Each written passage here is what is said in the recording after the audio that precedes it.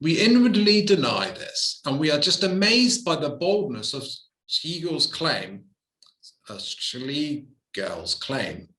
as by the totally different nature of the German audience.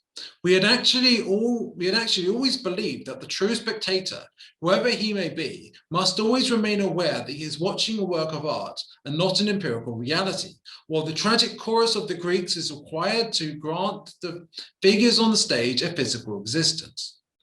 Well, the thing is, like, a lot of the time, if you watch fiction, while we know we're watching fiction, we often identify with the characters. There's some degree of projection. Even I do that, sometimes. We find ourselves relating because maybe on some subconscious level, we recognize a unity that we have with everything. But we understand it in terms of, we relate to someone who's going through a hardship, especially if we've gone through something that feels similar. And different people will relate to different characters in the same show or the same play or whatever, right?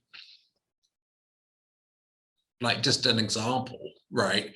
In Game of Thrones, there are some people that they look at, like, Cersei Lannister and they're like, oh my God, such a bitch, right? A lot of people have that mentality, but there are some people, they look at her and they're like, she's strong. And this is a very stereotypical example because I've got this idea that a radical feminist might like the idea of her, even though she's kind of doesn't act nice. Or even well self-aware of that. I don't know. That's a biased example on my part, but in any case, I'll let it stand. I think you can see my point, even if I didn't really use the best metaphor for it or whatever. Right. So there's this tragic chorus, and then there's the actual audience. And the question is it the same? Well, people can act on, it's like on a subconscious level, they forget that it's not an empirical reality when they're watching it, a play or film or even reading a book or something, because they get into it and get absorbed into it. And if you think about it, we kind of do the same thing when we live our lives, right? Even when we enter spirituality and we understand that kind of realities and simulation and stuff, at times we can get carried away and sucked into things. Like, I mean, we could even get a spiritual ego or whatever, or we lapse or whatever, like, it feels so real. And I mean, who's to say what's real, what real even is? But yeah, there's this whole idea of that we're actually sucked into a play when we're not present. But I'm going too far away from what he's talking about here. The chorus of the Oceanides really believed that it is seeing the Titan Prometheus and thinks itself just as real as the stage god, and is supposed to be the highest and purest kind of spectator, one who, like the Oceanides, believes that he is Prometheus, real and present in the flesh. And would it be a sign of the ideal spectator to run on the stage and free the god from his tormentors? We had previously believed in aesthetic audience and seen the individual viewer as being all the more skillful and more capable he was of seeing the work of art as art in an aesthetic way. And now Schlegel's pronouncement tells us that the perfect ideal viewer allows the world on stage to affect them not only in an aesthetic way, but in a physically empirical way. Oh, those Greeks, we sighed. They are turning our aesthetic on its head. But once again, we had become accustomed to it. We repeated Schlegel's dictum every time the chorus was mentioned. So obviously, if we take the idea literally, it's blatantly absurd, right? We understand that. But at the same time, it is, I guess we can definitely consider that people can get sucked into what they're watching. And that's true. Maybe that's unison of opposites, or maybe that's a different point. Anyway, let's carry on.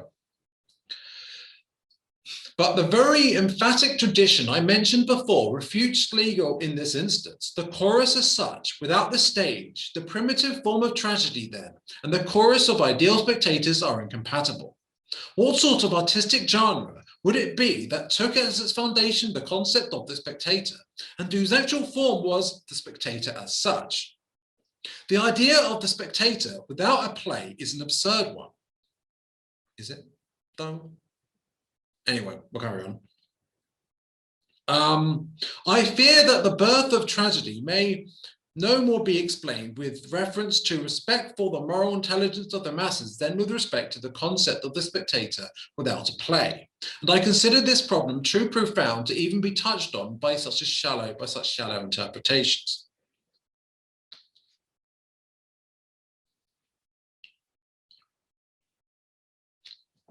I am inclined to agree that we can't have this shallow ideal of like, well, it's the perfect audience who truly believes in it as fact. Or alternatively, that, okay, it's just how the audience perceive it. Full stop. There's something to the whole dynamic that has more depth, more archetypal aspect to it, more linked to the collective unconscious and psychology and a whole bunch of things that we can understand holistically. And I feel that perhaps to some extent anyway, Nietzsche explores this, and we'll see what he says about it.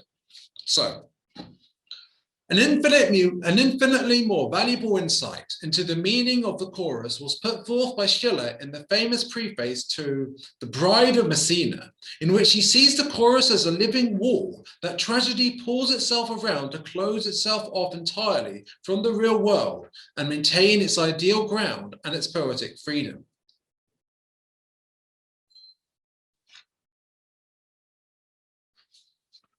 So something like the suspension of disbelief.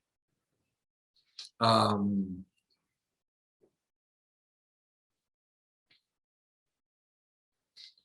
some reason, it makes me think of the blank space in comics between the between each what's the word? It's not slide, between each picture, and the idea that when it's breaking the fourth wall case come along, like the idea that the Joker being aware of that he's in fiction, and then there's this idea I think it's in Doctor Who and something else as well, this idea of the cracks between the walls and the idea that, where am I going with this? I don't know, it just kind of came to mind. I'm not sure exactly why, but yeah, that wall around the tragedy, it's almost like that white space around each slide. I mean, time is an illusion, right? And so each is a set of changes that you see in a set of slides, right? And between it, that white could be seen perhaps as source, but it's also like the suspension of disbelief is maintained by that. And that's the means by even how it's structured so that you even get a time dynamic. And perhaps the delay in manifestation that we get in actual reality that we experience isn't everything happens all at once, because if that was true, then there wouldn't really be, well, the experience that we have it where we gain experience. The delay is valuable for us to gain experience, especially when combined with the veil of ignorance, where we don't remember past lives. So in a comic, it's like that too. And that there's a shroud over it where it allows us to view it with some degree of disconnect, where we know we're watching fiction. The suspension of disbelief is there. We might relate to characters a bit, for sure. I mean, that's important, that's vital, but we don't. I mean, obviously we're not going to get so absorbed, but we the immersion, there being immersion is kind of, you want immersion, but you want a break from believing it's from it being too real as well, because people like fiction for a reason, and to some extent it's an escape from reality, but it's also a way to reflect on reality from a different reference point, right? It's like a mirror to the collective unconscious, and without there being some divide or break between it and the observer, there's no mirroring. I don't know. That's an interesting idea, and I'm not even sure how I came to it, but okay. Hi, listener. If you enjoyed this, feel free to like and subscribe if you feel like it, and keep in mind that there's a the whole video will be uploaded as well. So yeah, and have a good day. And without further ado, bye for now.